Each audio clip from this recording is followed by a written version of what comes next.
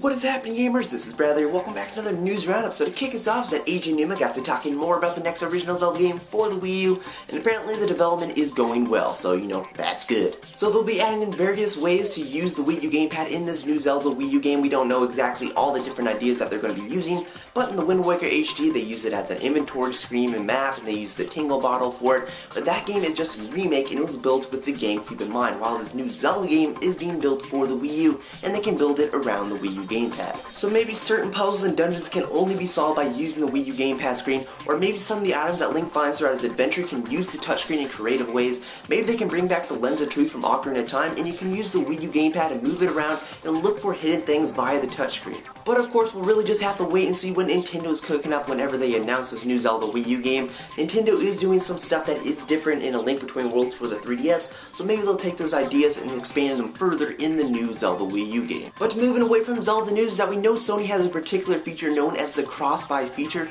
where you can pay for one game and be able to play it on both the PS3 and PS Vita without having to pay double the money.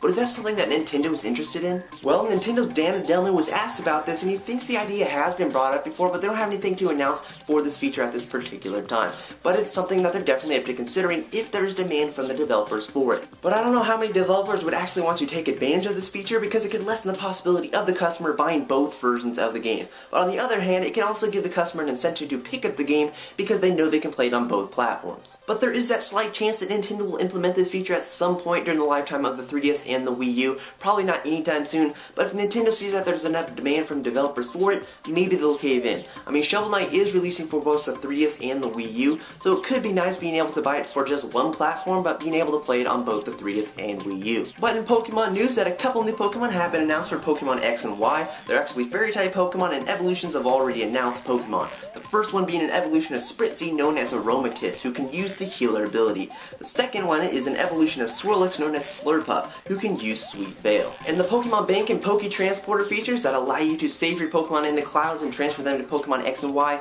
will not be releasing until December 27th. So that means all your Black 2 and White 2 Pokemon will not be able to go to X and Y until almost 2 months later after those games release, which some people might find a bummer. And the annual fee to use the Pokemon Bank has been confirmed to be $4.99, which isn't bad. And finally, is that WayForward's Kickstarter project, Shantae Halfkin Hero, managed to hit a couple more stretch goals before it ended. One of those being the costume swap, where you get to wear different costumes, all the while those costumes give you rebalanced stats and special moves. The other stretch goal was another bonus chapter, so more content is good. But that will bring us to the end of this video. If you liked what you saw, please give it a thumbs up and add your favorites and all that good stuff. You can stay tuned for more news videos, video reviews, and That's Nintendo Crazy episodes. And I think I have my idea for my next episode of That's Nintendo Crazy. I'll just give you a hint that it has to do with Mario, so I guess you can look forward to that. You can also go to thegamingpixelshow.com to follow along for some more 3DS and Wii U news, but I'll talk to you later in the next video, guys. Bye!